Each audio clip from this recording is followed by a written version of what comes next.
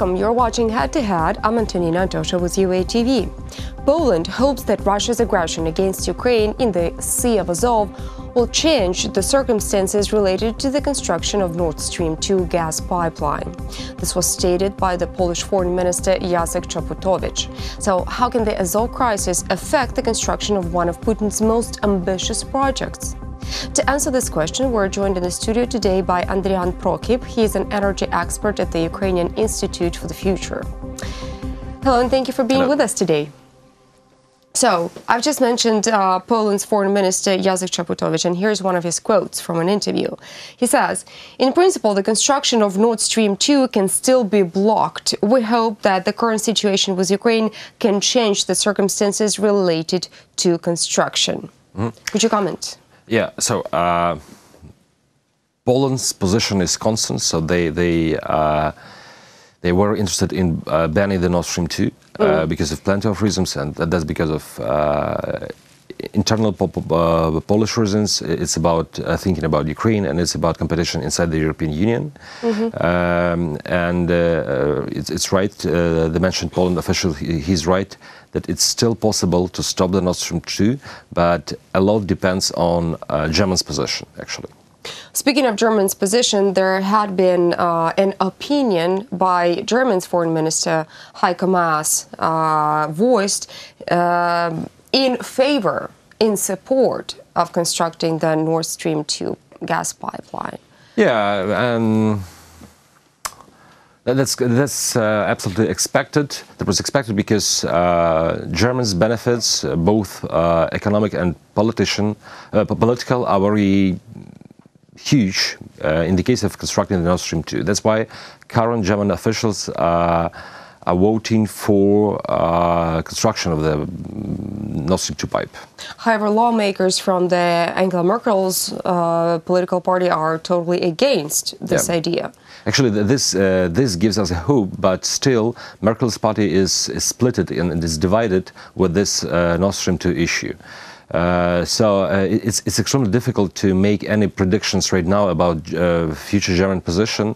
However, it gives us hope, a bigger one that we had like a week ago, regarding that Germany can change its position regarding the Nord Stream 2. How high are the chances that Germany will change its mind and vote against? Well, not a lot. I think it's a lot of job had to be done because we have to persuade all other German politicians, including those who may come to office later, including those whose political ranks may be high in 3 years or when Merkel leaves the cabinet. I think it's time for new round of diplomatic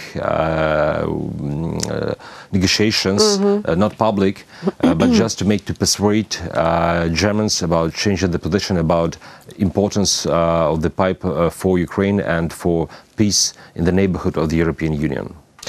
In your opinion, Nord Stream 2 gas pipeline, is it a political or an economic project? Actually, it's both, because in the case of energy, in the case of gas, politics is tied to economics, so it's political and economic for both parties.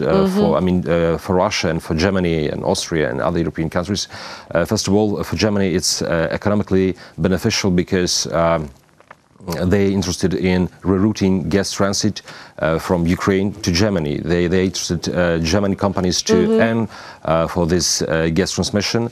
Austrian and German companies invested in gas extraction in Russia. They invested in pipelines.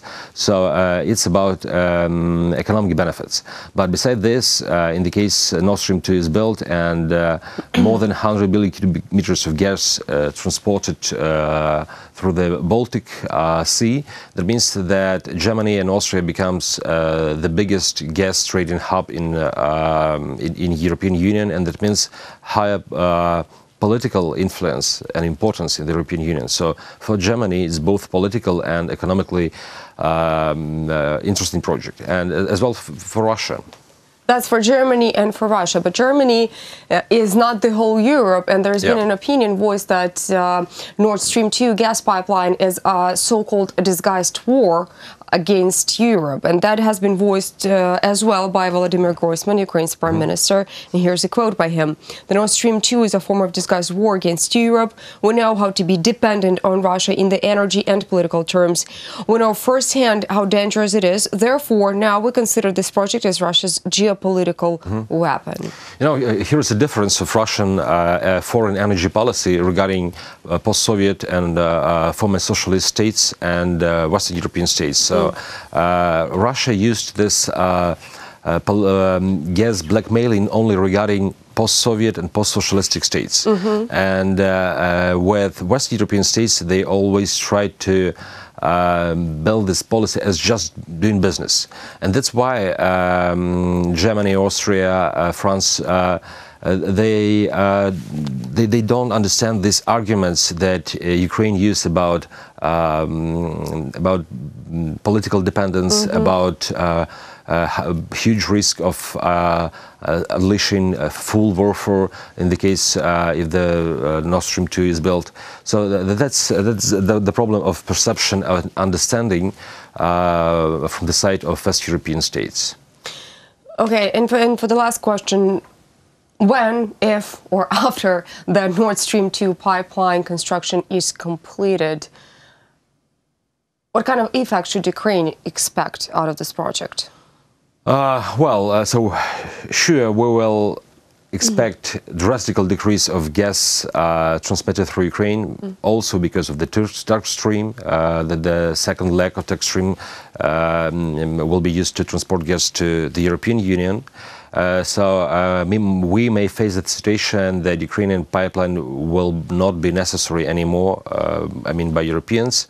That means decreasing of incomes, that means a risk of unleashing the full war, that means unpredictability of supplying Ukrainian consumers with gas, because it's not totally clear about how will we import gas from the European Union.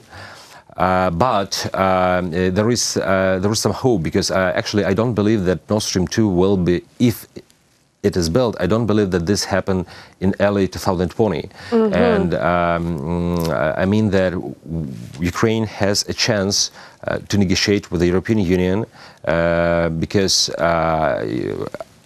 Ukrainian contract expires, and at the moment, if at the moment there is no Nord Stream 2, Europeans still need to have a contract to supply gas to their consumers. And here's a good chance for Ukraine to use this opportunity together with Europeans to make pressure on Russia.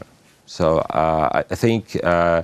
that's what we need to do. Yeah, actually, especially considering these voices in Germany that we are hearing now about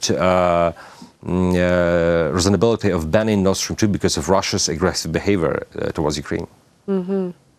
Well, hopefully Ukrainian government reaches the European governments, and we do find ways to